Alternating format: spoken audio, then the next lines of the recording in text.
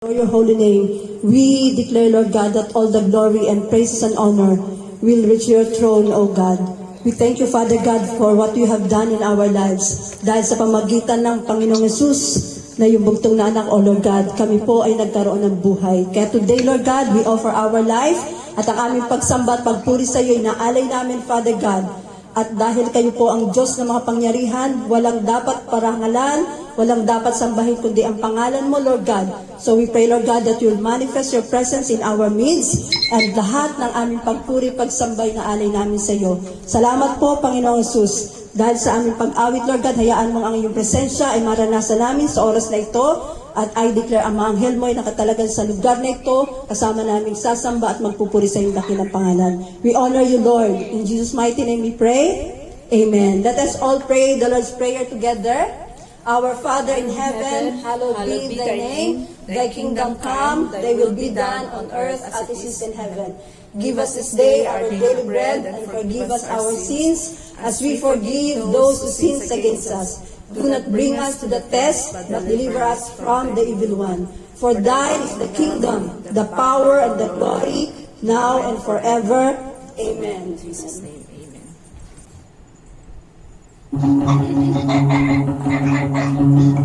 Let's sing with all our hearts. We raise hallelujah to our Father God. I raise a hallelujah in the presence of my enemies. I raise a hallelujah louder than the unbelief. I raise a hallelujah. My weapon is a melody. I raise a hallelujah. Heaven comes to fight for me. I'm gonna sing in the middle of the storm. Louder and louder, you better hear my praises from. I'm broken ashes, hope will arise. Tell us to feel it, the King is alive. The Lord, the King is alive. I raise a hallelujah with everything inside of me. I raise a hallelujah. I will wash the darkness clean. I raise a hallelujah in the middle of the mystery. I raise a hallelujah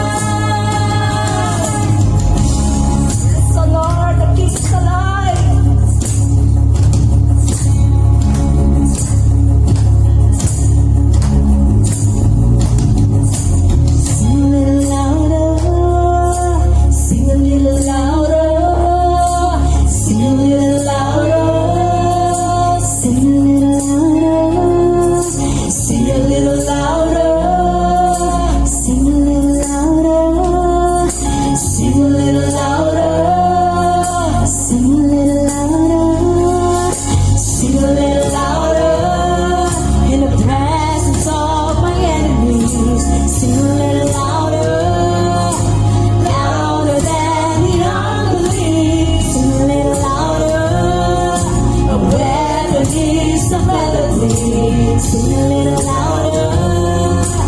Heaven comes to fight for me. Sing a little louder. In the presence of my enemies. Sing a little louder. Louder than the unbelief. Sing a little louder. A weapon is a melody. Sing a little louder. Heaven comes to fight for me. Sing a little louder.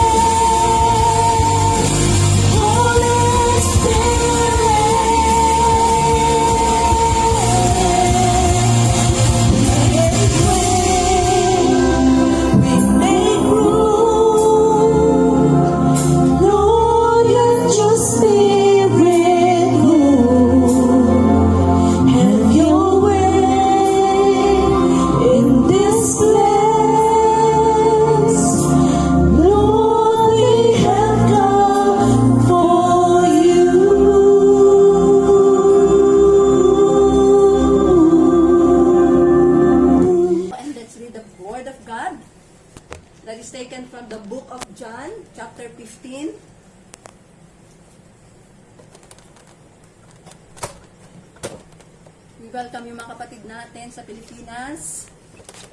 It's almost 8 o'clock and awaiting sila sa celebration. The birth of Christ. So, basahin natin ang Book of John. Tayo-tayo lahat. Let's welcome the Holy Spirit na magtuturo sa atin sa oras na ito in Book of John 15, verses 5 to 8. Let's read the word together. Verse 5, I am the vine, you are the branches. He who abides in me and I in him bears much fruit. For without me you can do nothing. If anyone does not abide in me, he is cast out as a branch and is withered. And they gather them and throw them into the fire, and they are burned. If you abide in me and my words abide in you, you will ask what you desire, and it shall be done for you. By this my Father is glorified, that you bear much fruit, so you will be my disciples. Let's pray. Father God, maraming salamat sa inyong pong mga salita. Muli po kayo po ay maghahayag ng mga bagay na hindi namin kayang maunawaan. Dahil ang mga salita mo po, ito'y salita mo na puno ng kapangyarihan. Kaya't maraming salamat sa pangunawa at sa revelasyon na ihahayag mo po sa amin. Holy Spirit, tago mo po ako sa iyong presensya. Kayo po ang manguna at ang dalangin ko ang Panginoong Sus ang makikita at may tataas po sa lugar na ito. Salamat po sa iyong kabutihan sa aming mga buhay. We welcome you, God the Holy Spirit, at salamat po sa iyong mga pagtuturo sa amin sa oras na ito. In Jesus' mighty name we pray. Amen. Amen. So praise the Lord. Another day, pinagkaloob sa atin ng Panginoon, isang dakilang araw. And today, ang message ng Panginoon sa atin is entitled, Abide in Christ. Abide in Christ. So, ang Panginoon is punong-puno ng hiwaga ang kanyang mga salita. At ang salita ng Diyos, ang Panginoong Jesus ay gumagamit siya na iba't ibang mga simbolo or mga bagay na nakikita natin dito sa mundo so that higit nating maunawaan ang gustong iparating ng Diyos sa atin. Amen? So, yung salita ng Diyos today, the Bible, is nagpapahayag na siya ay true vine. So, God is using ang puno at ang sanga para maipakita niya sa atin ang nais na mangyari sa atin bilang mga anak ng Diyos. So sabi sa Bible, doon sa scripture verse na binasa natin, I am the true vine and we are the branches. At kung paano yung sanga ay hindi makakapamunga na hiwalay sa puno, kung ang paano ang sanga ay hindi makakapamuhay na mag-isa kung hiwalay ang sanga sa puno, ay ganun din ang nais ng Diyos na maranasan natin. Ang gusto ng Diyos, tayo na mga anak niya ay naka-abide sa Panginoong Yesus. Tayo ay mabibigyan tayo ay magkakaroon ng tunay na tagumpay sa ating mga buhay kung tayo ay naka-abide sa ating Panginoong Yesus. Kaya nga sabi niya, tayo daw ay mga sanga. Ang mga sanga ay hindi siya makakapamuhay mag-isa.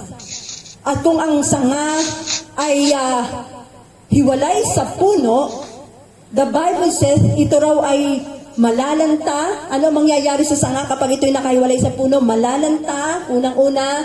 Tapos ito ay matutuyo. At pagkatapos ay tuluyan siyang mamamatay.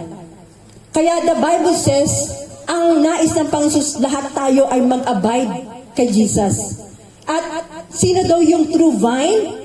The true vine, ang sinasabi dito, ang true vine, ang tunay na puno ay walang iba kundi ang ating Panginoong Jesucristo.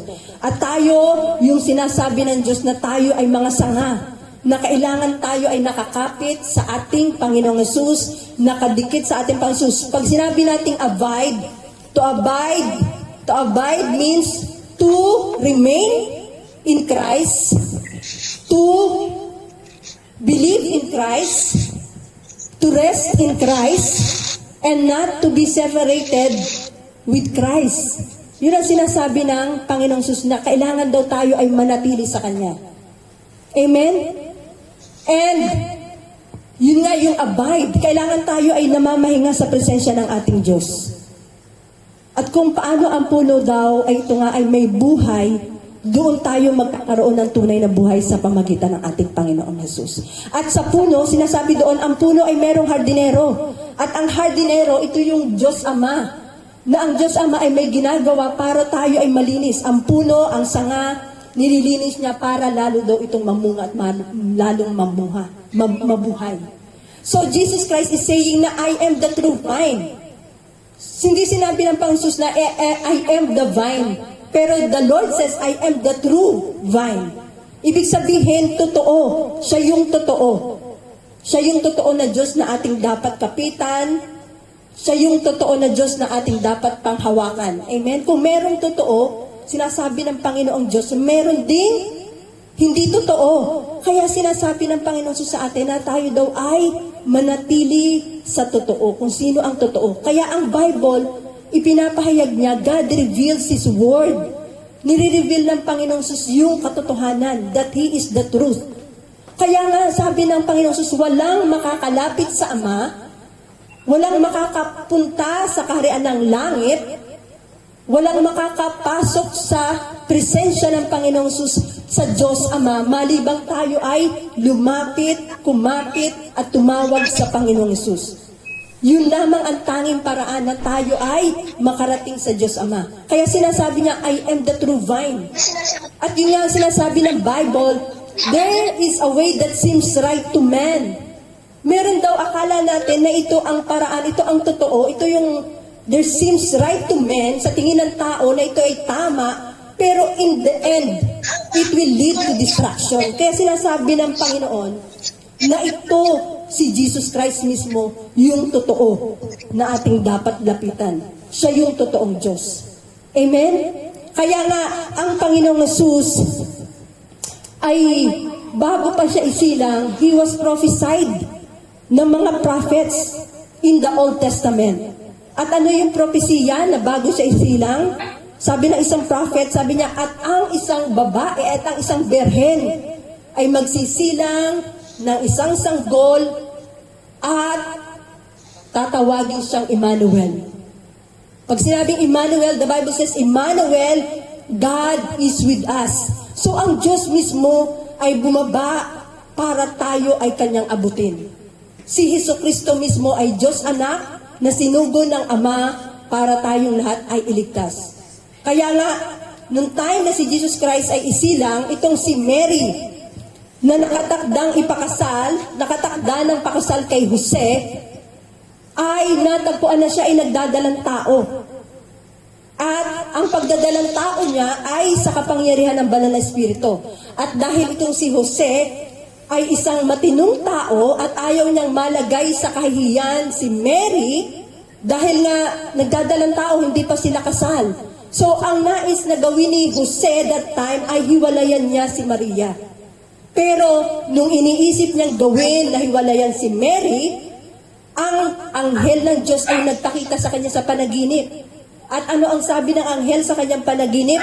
Jose, huwag kang matakot na pakasalan si Mary sapagkat ang sanggol na kanyang dinadala ay mula sa kapangyarihan ng Banal na Espiritu. So nakita natin ang God, ang Trinity ay nasa pagsilang ng Panginoon, God the Father, God the Son, and God the Holy Spirit. Ang Banal na Espiritu ay gumagawa. Ang si Jesus Christ ay mula sa kapangyarihan ng Banal na Espiritu. Kaya anong sabi niya? Si Mary, sabi ng anghel ng Diyos, siya ay magsisilang ng sanggol. Ang itatawag mo sa kanya ay si Jesus, sapagkat siya ay magliligtas sa bayan ng Diyos para sa kanilang mga kasalanan. Amen? Ano ang purpose na si Jesus Christ ay isinilang? Sabi ng anghel ng Diyos, for He will save His people from sin. Ito yung sinabi ng salita ng Diyos. So, nakita natin, di ba? Hindi sinabi ng Bible na siya ay isisilang para iligtas ang sanlibutan sa karamdaman. Hindi sinabi ng Bible na siya isisilang para iligtas sa kamatayan. Hindi sinabi ng salita ng Diyos na siya isisilang para iligtas tayo sa sakit.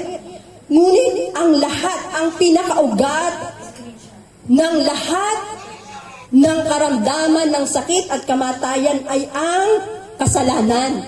Kaya yun ang dahilan na ang Panginoong Hesus ay bumaba, nagkatawang tao siya, hindi para sa anumang bagay, kundi para sa kasalanan. Kasi nga, yun ang pinakaugat ng lahat ng kaguluhan, ng lahat ng suliranin, ng lahat ng kamatayan ay ang kasalanan. Kaya, nung ang Panginoong Hesus ay namatay sa krus at nadil ang kasalanan, ang lahat ay sumunod na tayong lahat ay lumaya. Amen? Kaya ang Panginoong Hesus, ano ang ginawa niya? Because God is holy, ang banal na, ang kanyang bugtong na anak na walang kasalanan ay sinugo niya para tayo ay iligtas sa kasalanan. Yun ang pinakadahilan ng kung bakit ang Panginoong Hesus ay siya ay isinilang para siya ay mamatay. Para iligtas tayong lahat sa kasalanan. Amen? Kaya nakita natin ang Panginoong Hesus, dakilang bagay ang kanyang ginawa. At ito ang dapat talaga na kilala. Walang iba tayong dapat parangalan, wala tayong dapat ipakilala, wala tayong dapat ihayag at makilala kundi ang Panginoong Hesus lamang. Kasi nga, ang ginawa niya ay para pagtubo sa ating kasalanan. Kaya, noong ang Panginoong Hesus, ano ang ginawa niya? Siya ay banal, pero ang sabi ng Bible, ipinataw ng Diyos Ama ang kasalanan ng tao sa Kanya. And so the Bible says in Isaiah 53 verse 5, He was pierced. Kaya ito ang pinakamahalagang dapat nating maunawaan. Ang Diyos ay bumaba, siya ay isinilang para tubusin tayo. Kaya anong ginawa ng Panginoon Hesus? He was pierced. Siya daw ay nasugatan. Siya ay nasugatan dahil sa ating rebellion. Siya ay crushed for our sins. Isipin niyo ang ginawa ng Panginoon Hesus. Siya ay nasugatan, siya ay pinahirapan. Ano pa ang ginawa niya? He was beaten. Siya ay, ang beaten? Siya ay pinagkahampas. Dahil sa ating kasamaan, He was whipped. Siya ay hinagupit. So that tayong lahat ay gumaling. Why? Dahil ang sabi sa Bible, tayo daw ay katulad ng mga sheep. All of us, like sheep, have strayed away. We have left God's path to follow our own. Yet the Lord laid on Him the sins of us all. Amen? Nakita natin na yung kasalanan natin ay ipinataw ng Diyos Ama. Hinayaan ng Diyos Ama na ang kasalanan natin ay ipataw sa Panginoong Hesus. Dahil nga, ano ang sabi ng salita ng Diyos? God kay Jesus Christ ay dinala, siya ay sinugo ng Diyos Ama so that He will save His people from sins. At ito ang ginawa ng Panginoon. Siya ay isinilang so that tayong lahat ay iligtas sa kasalanan. At ito yung pinakamalaking kapangyarihan na ginawa ng Diyos sa atin. Kaya yung pagliligtas ng Diyos ay naganap na. Lahat ng ating pagdurusa, lahat ng ating takot, ito'y bayad na. Wala tayong dapat ipangaral. Sino ngayon ang dapat nating ipangaral? Walang iba kundi si Jesus.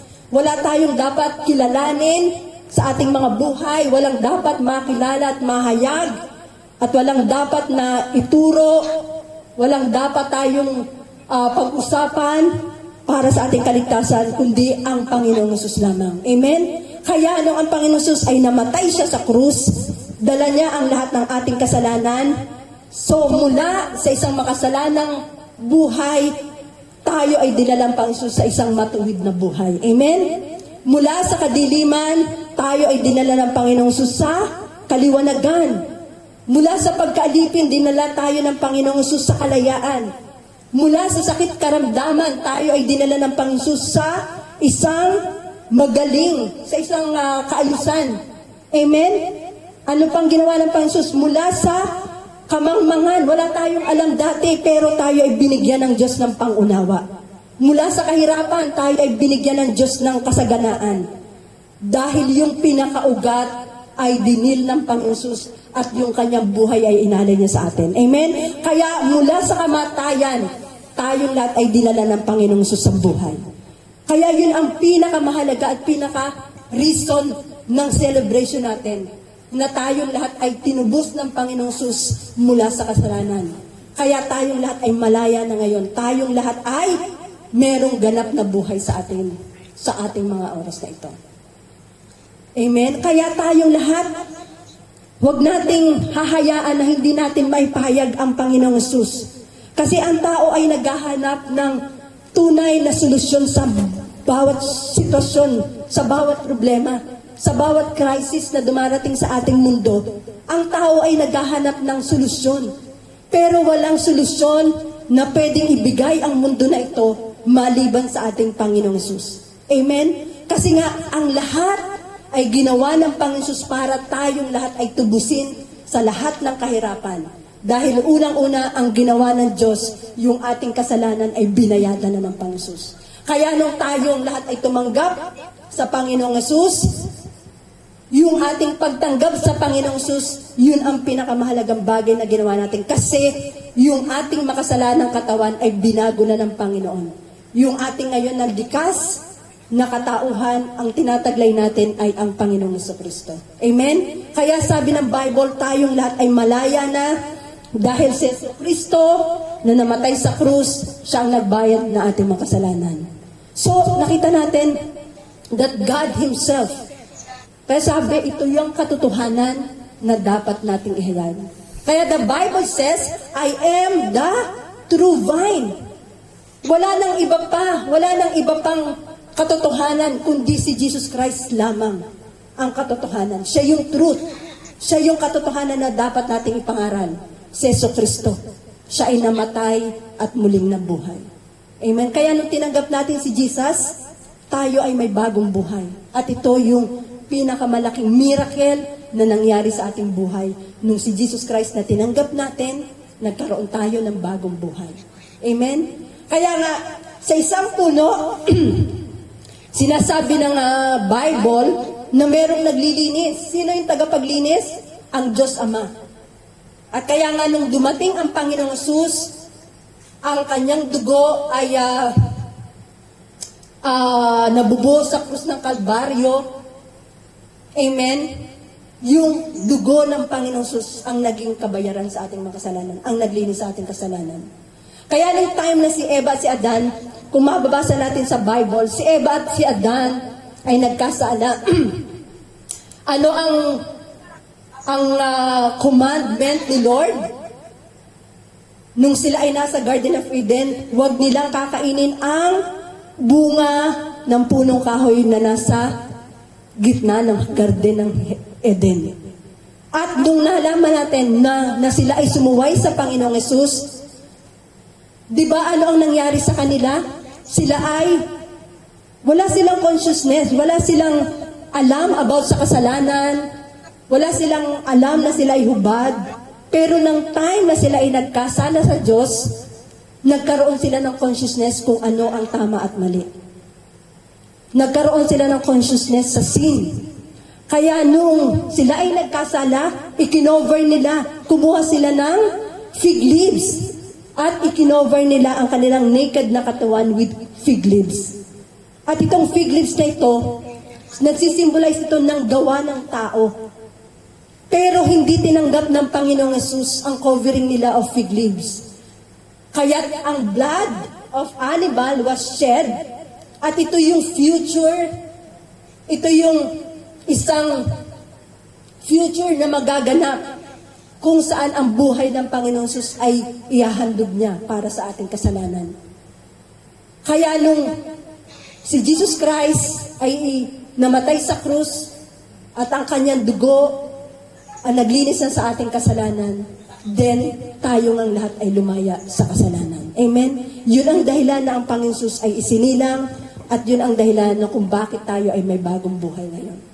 Kaya ang shed blood of Jesus Christ, yun lamang ang makapagpapawi sa ating kasalanan. Kasi sabi ni Lord, He will save His people from sin. So ano lamang ang makapagliligtas sa atin, His people from sin? Yung dugo ng Panginoong Yesus. Kaya nga siya ay dumating. Because ang ating Diyos ay banal at walang makakalapit sa ating Diyos maliban na ang ating kasalanan ay nahugasan na ng kanyang dugo. Amen?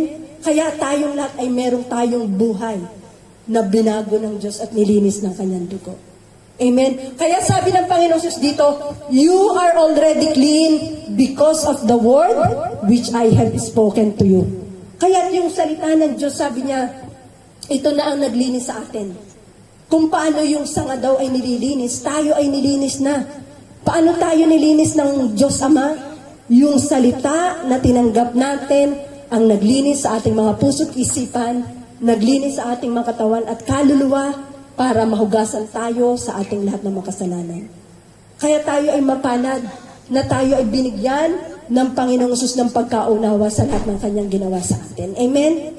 So anong sabi ng Panginoong Hesus dito? Ephesians 5:8, for once you were full of darkness, but now you have light from the Lord. So live as people of light. Amen? Dati daw tayo ay nasa kadiliman. Pero ngayon na ang Panginoon Jesus ay sinilang at siya'y namatay, wala na tayo sa kadiliman. Bagkus tayo ay nasa kaliwanagan na. Kaya ang gusto ng Panginoon Jesus sa atin, mamuhay tayo bilang mga taong naliwanagan na. Dahil si Jesucristo mismo ang liwanag na nakatira sa atin. Amen? Siya ay liwanag. Kaya ang buhay natin ngayon ay nagliliwanag. Kung paano ang mga parol ay nagliliwanag, ngayong mga Kapaskuhan tayo naman din, dahil si Jesucristo ang nakatira sa atin, tayo ay may liwanag. At ang liwanag na ito ay nagsisilbing liwanag sa ibang tao. Amen? At ano pa ang sabi, sis, pakilipat? Kaya yung ating buhay, ito'y liwanag. So the Bible says, sabi dito, tayo daw lahat ay mag-abide. So anong sabi? Mag-abide daw tayo. Bakit sinasabi ng Panginoon Jesus, abide in Christ? Unang-una, sabi ng Panginoon Jesus, mag-abide daw tayo kay Jesus Christ. Kasi, sabi ng Bible, we cannot do anything. Sabi doon, for without me, you can do nothing. The Bible says, kaya pala tayo sinasabihan ng Diyos na tayo ay mag-abide sa Kanya dahil wala tayong magagawa kung tayo ay hiwalay sa Kanya. Amen? Ang ating kaligtasan, tandaan natin, ang ating kaligtasan ay sa pamagitan ng Panginoong Jesucristo lamang. Pero yung ating pananatiling ligtas, yung ating pananatili na tayo ay ligtas, ito'y isang bagay na mahirap kung hindi tayo mananatili sa Panginoong Hesus. Kung hindi tayo mananatili sa Kanyang mga salita. Kasi, kaya nga ang Panginoong Hesus, na pagkatapos siya ay umakyat sa langit, siya ay nasa kanan ng Diyos amang makapangyarihan, pero ano ang iniwan ng Diyos sa atin? Ang iniwan niya sa atin, sabi niya, huwag kayong malungkot. Sabi niya, it is for your good that I am going away, because if I am not going away, the Holy Spirit will not come to us. Kaya yung banal na Espiritu ay iniwan ng Diyos sa atin. Amen? Siya yung ating kalakasan. Siya yung ating kapangyarihan para tayo ay manatili, ligtas, at manatili na tayo bilang mga sanga ay nakapanatili sa Kanya. Amen? The Bible says, abide in me. Pero without the power of the Holy Spirit, hindi tayo natin kaya. Hindi natin kayang mag-abide sa Kanya. Kasi nga, sabi ng Panginoon, kailangan tayong manatili. At ang isang dahilan, kaya si Jesus Christ din ay nagtagumpay. Diba si Jesus Christ nung siya ay nasa kalalagayang tao, anong sabi ng Bible? Jesus Christ, sabi sa salita ng Diyos, Jesus Christ was anointed and empowered by the Holy Spirit. How God anointed Jesus Christ with power and anointing of the Holy Spirit. How He went around doing good, casting out devil, casting out demons and healing the sick because God was with Him. Si Jesus Christ ay nasa katawang tao nung kalagayan na yon. Pero siya ay puspos ng banal na Espiritu. Siya ay puspos ng kapangyarihan ng banal na Espiritu. Amen? So gaano pa kaya tayo, na tayo mismo ay mga tao lamang? Si Jesus Christ ay Diyos na nagkatawang tao, pero namuhay siya sa kapangyarihan ng Diyos, ng banal na Espiritu. Gaano pa kaya tayo, na hindi natin kailangan ng banal na Espiritu para makanatili tayo nakaligtas habang panahon? Amen. Kasi nga, alam ng Diyos na sa pamagitan ng ating mga katawan ito, wala tayong kayang gawin. Kaya't ang Diyos ay ibinigay niya ang patnubay sa atin. Ibinigay niya ang banal na Espiritu para tayo ay manatiling sa Kanya. Amen? Yun ang kagandahan ng Panginoong Hesus. Hindi niya tayo iniwan, but ang Kanyang banal na Espiritu ay pinagkaloob niya para manatili tayong ligtas. Kaya ngayon na sinasabi ko na ang kaligtasan ay nasa Panginoong Hesus, pero yung pananatili na tayo ay ligtas habang panahon ay isang mahirap na bagay na gagawin natin kung tayo ay hiwalay sa ating Diyos. Amen? Kaya't yung banal na Espiritu ay binigay ng Diyos sa atin para tayo ay palaging patnubayan. At pag sinabi natin, the fruit, anong sabi dito? But the fruit of, I am the vine. In John 15 verse 5, I am the vine. Siya daw ang vine. And you are the branches. He who abides in me, and I in him bears much fruit, for without me, you can do nothing. Amen. Kaya nais ng Panginoon na tayo ay mag-abide sa Kanya. Because wala tayong magagawa kung tayo ay hiwalay sa Kanya. Ang tanging kalakasan natin ay nanggagaling sa Diyos. Amen. Ang tanging karunungan natin ay nanggagaling sa Kanya. Ang tanging patnubay ay walang iba kundi ang banal na Espiritu. Kaya nga, ang Diyos ay hindi niya tayo iniwang nag-isa. But yung Holy Spirit ay binigay niya sa atin para tayo ay may patnubay. Amen? So, hindi tayo mamumuhay. Kaya sabi ni Lord, abide daw tayo. We must abide in Him. Because if we will not abide in Him, we can do nothing. Amen? Ano pa ang sabi ng Bible? Why we must abide in Christ? Dahil, sinasabi ng Panginoon, we must abide in Christ. Dahil daw, kung tayo ay hiwalay sa Diyos, kung tayo ay hiwalay sa Panginoon Jesus, we will not bear any fruit. Amen? Hindi daw tayo makakamamunga. Hindi tayo magkakaroon ng bunga. Amen? Pag sinabi nating bunga, ang bunga ay ito'y isang proof or isang indication na tayo ay nakakabit sa true vine. Amen. Katulad nga ng puno. Di ba sinasabi ng Bible, kapag ang sanga ay hiwalay sa puno, hindi ito makakapamunga. So, ganun din tayo. Kapag tayo ay hiwalay sa Panginoong Hesus, hindi tayo magbubunga. Hindi tayo magkakaroon ng kapayapaan. At ano ang sinasabi ng bunga? Di ba ang sanga, kapag ito ay nakakabit sa puno, ang sanga ay kumukuha ng sap or ng life-giving sap, nutrients, na sinicirculate mula dun sa ugat, sa water, mineral, fertilizer. Ganun din tayo, kaya sinasabi ng Diyos na tayo daw ay manatili sa salita ng Diyos at sa Panginoong Jesus, kasi nga yung ating kapangyarihan, yung ating lakas na kailangan natin sa buhay na ito ay nanggagaling sa Kanyang salita, nanggagaling sa Kanyang presensya. Amen? At sinasabi nga, ang fruit, itong bunga na ito, ito'y katibayan, ito ay indikasyon na tayong lahat ay nakadikit, nakakabit sa ating Panginoong Jesus. At ano ba yung mga sinasabing bunga? Ano ang fruit na sinasabi ng Bible? The fruit of the Spirit is, sabi dito, but the fruit of the Spirit is, ano daw yung fruit? Hindi sinasabi ditong fruits. Ang bunga ng banal na Espiritu ay love, joy, peace, long-suffering, kindness, goodness, faithfulness, gentleness, self-control. Ayan ang bunga. Hindi sinasabi ng Bible na mga bunga, kundi ito'y bunga. Amen? At sinasabi dito, against such there is no law. Kaya't walang kayang gawin ang tao. Walang batas laban dito kasi nga ito'y gawa ng Espiritu Santo. Walang batas laban dito kasi nga itong bunga na ito ay napoproduce lamang sa ating pakikipag-isa sa Kanya, sa ating pananatili sa Diyos. Amen? Napoproduce lamang itong mga bunga na ito. Kaya nga nung tinanggap natin ang Panginoong Hesus, nung kinalala natin si Jesus Christ as our Lord and our Savior, dakilang bagay ang nangyari sa atin. Kaya yun ang sinasabi kong isang miracle ang nangyari sa atin kasi tayo mismo nagkaroon tayo ng realization na something may nangyari sa ating mga buhay. Kahit ang mga kapitbahay natin na-realize nila na bakit ganito yung dating sugarol, dating wala sa wisyo or mahilig sa bisyo. Amen, nagbago na kasi nga ang miracle ng Diyos ay dumating sa atin nung ang Panginoong Hesus ay tinanggap natin. At habang tayo ay nananatili sa puno, sa tunay na puno, mananatili ang mga bunga sa atin. Amen?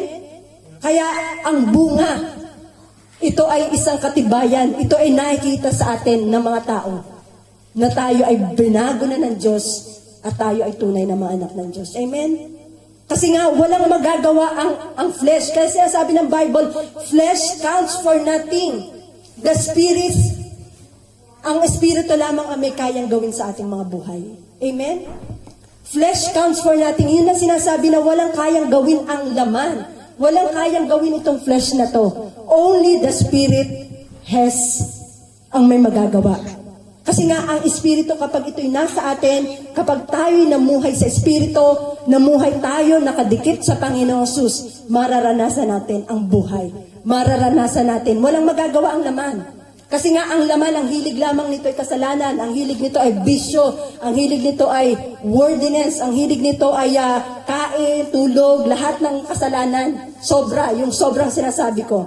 Amen? Ang gusto nito ay yung labag sa Espiritu ang ginagawa nito. Pero kapag nasa atin ang Spirit at tayo ay nanatili sa Diyos na nakakabit sa Kanyang salita at sa Kanyang presensya, yung bunga ay mararanasan natin. Amen? Kaya yung bunga ay meron na tayo nitong mga bunga. Amen? Yung mga bunga, yung mabuting buhay, yung magandang buhay, mapayapang buhay, kilala sa Panginoon at pananatili sa Kanya. Amen? Ano yung bunga na yan? Yung bagong buhay natin. Yan ay bunga ng ating pakikipag-isa sa Panginoon. Ano pa yung mga bunga natin? Yung mapayapang buhay. Yan ay bunga ng ating pakikipag-isa sa Panginoon. Yung ating masaganang buhay. Yung ating buhay na matagumpay. Yung ating buhay na walang hanggan. Itong nararanasan natin, ito yung bunga ng ating pakikipag-isa sa Panginoong Hesus. Kaya sinasabi ni Lord, apart from me, you can do nothing. Wala tayong magagawa. Amen? Kaya't ang Panginoong Hesus lamang ang dapat nating ipahayag, ang dapat nating ipakilala, ang dapat nating kilalanin. Amen? At doon pa yung mga bunga niya, ang sinasabi ng mga bunga dito, habang tayo ay namumuhay na kaisa ng Panginoon, yung mga kaluluwa na nilalapit natin kay Jesus, yan ay mga bunga din. Yung mga bunga na nakikilala si Jesus Christ sa pamagitan ng ating mga buhay, yan ay bunga. Yan ay bunga ng ating pagkilala sa Kanya. Amen. Kaya napakaganda na sinasabi ng Panginoon na tayong lahat ay we must abide in Christ Jesus. So the Bible says, we must abide because sa Kanya, kung tayo hiwalay sa Diyos, wala tayong magagawa. Pangalawa, we must abide dahil apart from Him, we cannot bear any fruit. Ang pangatlo, we must abide in Him so that, ng Panginoong Hesus. Basahin natin. In 1 John 2 verse 28, sabi dito, and now, little children, abide in Him, that when He appears, we may have confidence and not be ashamed before Him at His coming. Amen? Sabi ng Bible, huwag tayong hihiwalay sa Kanya. Kasi kung tayo ay hihiwalay sa Kanya, madali tayong matempt sa kasalanan. Madali tayong matalo ng kaaway sa anumang mga ihahain ng kaaway sa atin. Kasi nga, di ba si Jesus Christ, nung siya ay napagtagumpayan niya ang kaaway, kahit anong ihain sa kanya ng kaaway, nung siya ay nag-prayer and fasting for 40 days, naglaan siya ng oras sa Panginoong Hesus. Ang lahat ng mga inahain sa kanya ng kaaway, ni Satanas na temptation, napaglabanan niya. Hindi siya nag-give in sa kasalanan.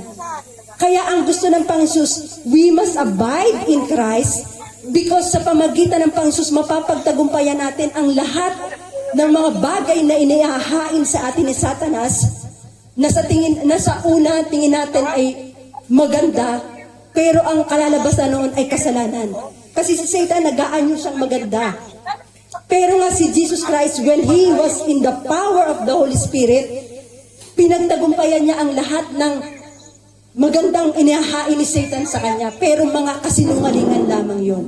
Kaya tayo rin, God is saying to us, we must abide in Christ, so that anuman ang mga inihahain sa atin ng kaaway, mga temptation, hindi tayo babagsak sa kasalanan.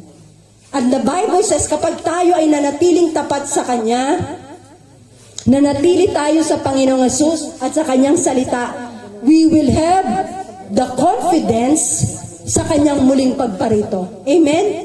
Meron daw tayong confidence. Hindi daw tayo matatakot sa muling pagparito ng Panginoong Hesus. Amen? Kasi nga, ang pagdating ng Panginoong Hesus, ay alam natin na any moment, darating ang Panginoong Hesus. Any moment, magbababa siya mula sa langit. At any moment, sasalubungin natin siya. Pero the Bible says, dapat meron tayong confidence sa Kanya. At yung confidence na yun ay manggagaling kapag tayo'y nag-abide sa Kanya. Kasi nga, sabi sa Bible, there is no fear in love, but perfect love drives out fear.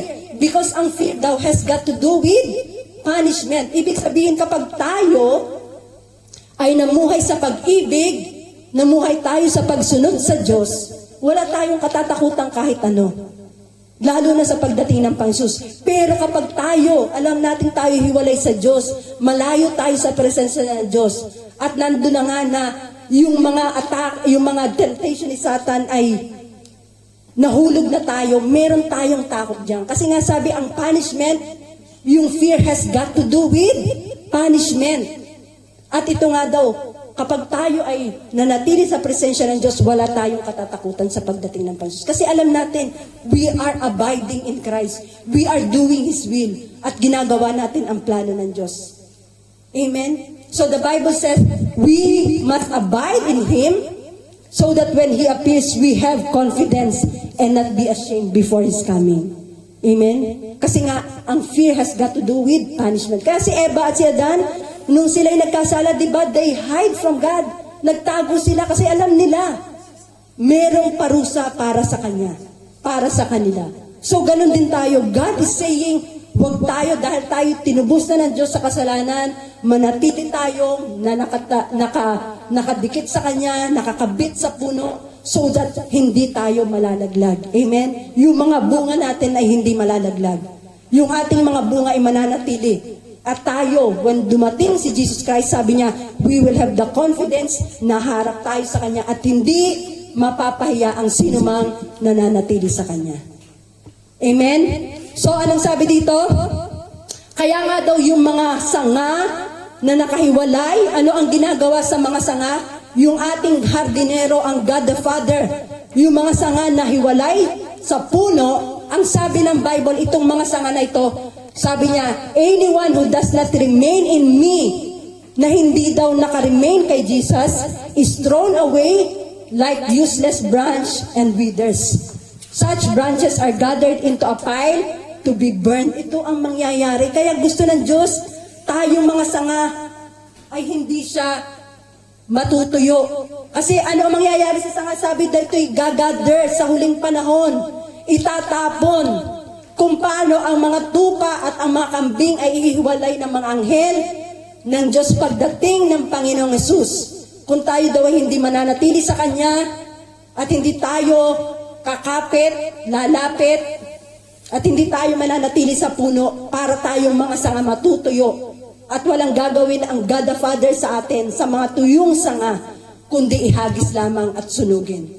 Amen? Kaya ito isang babala sa atin na tayo ay manatiling tapat sa Panginoong Hesus hanggang sa muli niyang pagparito. Tandaan natin na ating kasalanan, itong ugat ng lahat ng kasamaan, lahat ng problema, lahat ng kamatayan, sakit, karamdaman, ito ay ginawa na binayaran ng Diyos sa krus ng Kalbaryo. Kaya't ang kaligtasan ay para sa lahat. And so God is encouraging us na manatili tayong tapat sa Diyos. Kasi ang panahon ay nalalapit na. Kaunting oras na lamang ang natitira sa atin dito sa mundong ito. Amen? So the Bible says, please palipat, manatili tayo sa puno hanggang sa pagdating ng Panginoon. So ano pa? So we can do nothing, we cannot bear fruit without remaining in Him.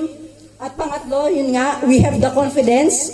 Kapag tayo nag-abide sa Kanya, may confidence tayo, hindi tayo matatakot sa pagdating ng Panginoon. And pang-apat, we must abide in Him kasi nga ang pangako ng Diyos sa atin ay totoo. Ang pangako ng Diyos ay napakaganda para sa atin. Kaya nga sabi ng Bible, hindi pa natin nakikita, hindi pa naririnig ng tao, hindi pa sumasagi sa isipan ng tao ang hinihanda ng Diyos para sa atin. At yan ay hinanda sa mga anak ng Diyos. And the Bible says, ang pangako niya sa atin is so much glorious, so much talaga na napakaganda, na higit pa sa kaya nating isipin, higit pa sa kaya nating hingin. Kaya yung ating pangako, yung pangako ng Diyos, ay napakaganda para sa atin. Kaya we must abide in Him. Kailangan tayong manatili sa Diyos. At isa sa magandang pangako ng Diyos sa atin ay itong nasa Psalm 91. Basahin ko dito. He who live in the shelter of the Most High, in Psalm 91, he who live.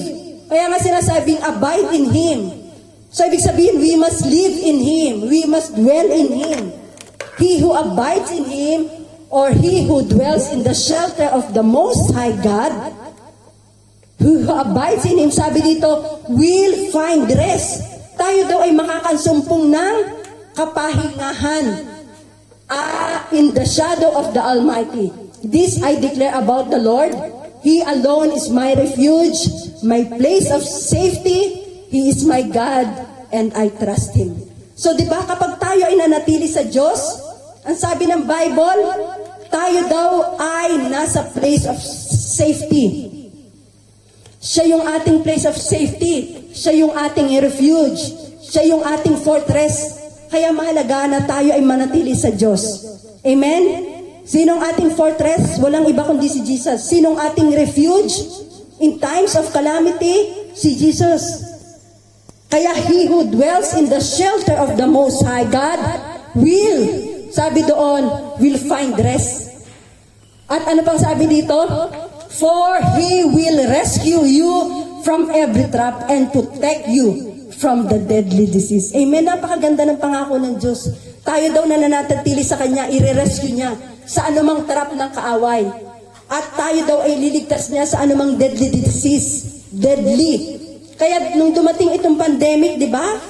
Itong mga salot na ito, tunay na ang ating kaligtasan ay nasa Panginoong Sus. Mapalad tayo dahil tayo ay nasa Panginoong Sus at tayo nga inililigtas ng Diyos. Kaya sabi ng Panginoong Sus, no plague shall come near your house. Habang tayo daw ay nananatili sa puno. Amen. Thank you, Lord. Our response song is Remain in Me, because we remain with Jesus and we ask Him to remain in us. In Jesus' name. Amen.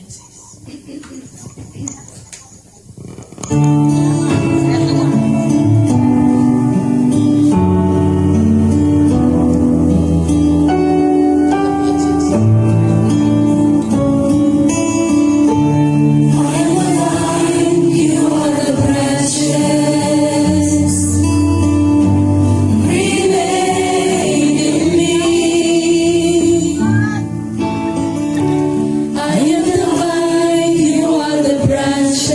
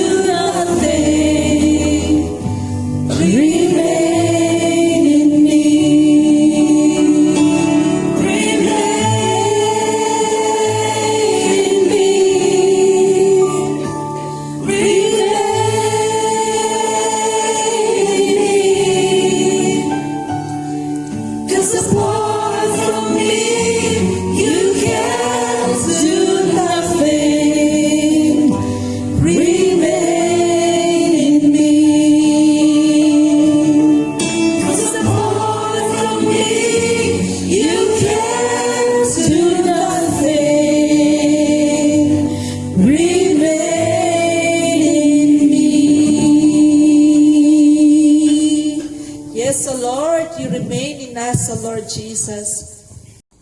Malachi 3:10, bring tithes into the storehouse, so there will be enough food in my temple. If you do, says the Lord of heaven's armies, I will open the windows of heaven for you.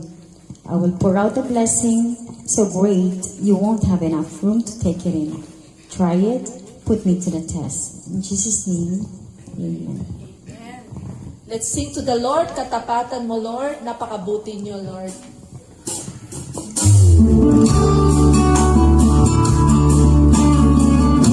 Yes, Lord.